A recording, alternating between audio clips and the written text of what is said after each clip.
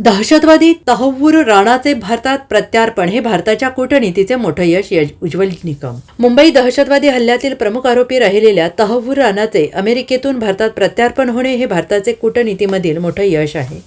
तसेच अमेरिकेत राहून कोणालाही दहशतवादी कृत्य करणाऱ्याची गय केली जाणार नाही हे राष्ट्राध्यक्ष डोनाल्ड ट्रम्प यांनी तहव्वूर राणाच्या प्रत्यार्पणातून जगाला दाखवून दिलेलं आहे. राणाने शिकागो न्यायालयाने आपल्याला भारतात केलेल्या कृत्याबद्दल अगोदर आपल्याला शिक्षा ठोठावली असल्याने आपल्याला भारतात पाठवण्यात येऊ नये अशी मागणी अमेरिकन न्यायालयात केली होती. मात्र अमेरिकेने यामध्ये सखोल तपास करत तहव्वूर राणाच्या म्हणण्यात तथ्य नसल्याचं लक्षात घेत त्याला भारतात प्रत्यार्पण करण्यास परवानगी दिली.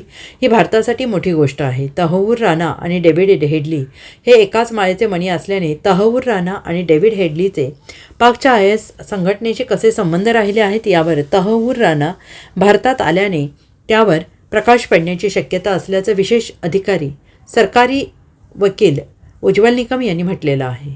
तहव्वूर राणाचं प्रत्यार्पणासाठी अमेरिकेच्या सर्वोच्च न्यायालयाने परवानगी दिली. हा भारत सरकारच्या कूटनीतीचं मोठं यश असं मी मानतो. प्रामुख्याने यातील 2 बाबी महत्त्वाच्या आहेत. पहिली बाब म्हणजे तहव्वूर हुसेन राणा याने अमेरिकेच्या न्यायालयात असा बचाव घेतला होता की त्याला भारत सरकार ज्या आरोपाखाली त्याची मागणी करत आहे त्याच आरोपाकरता शिकागो कोर्टाने त्याला यापूर्वी शिक्षा ठोठावलेली आहे.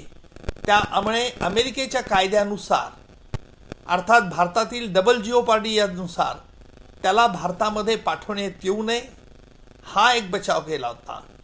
अमेरिकन प्रशासनाने संपूर्ण तपासून त्याच्या बचावात तथ्य नाही अशा प्रकारचा पवित्रा अमेरिकेच्या सर्वोच्च न्यायालयात घेतला होता. अमेरिकेच्या सर्वोच्च न्यायालयाने ते रिव्ह्यू पिटिशन जे दाखल केलं होतं ते फेटाळून लावलेलं आहे. त्यामुळे तहव्वूर राणाला भारतात येण्याचा मार्ग मोकळा झाला आहे. यातील महत्त्वाची दुसरी बाब म्हणजे अशी की अमेरिकन प्रशासनाने ट्रम्प सरकारने आल्यानंतर जे काही महत्त्वाचे निर्णयासाठी ऑर्डिनन्स काढले होते त्या ऑर्डिनन्सद्वारा ह्या प्रकारच्या याला कुठेही स्थगिती दिली नाही. याचाच अर्थ हाही देखील स्पष्ट आहे की अमेरिकेच्या प्रशासनाला या त्यांच्या भूमीवर कोणी दहशतवादी कृत्य करत असतील किंवा त्याला कुठेही अमेरिकेत थारा मिळणार नाही हा एक महत्त्वाचा संदेश जगामध्ये अमेरिकेने या माध्यमातून दिला असं मी मानतो.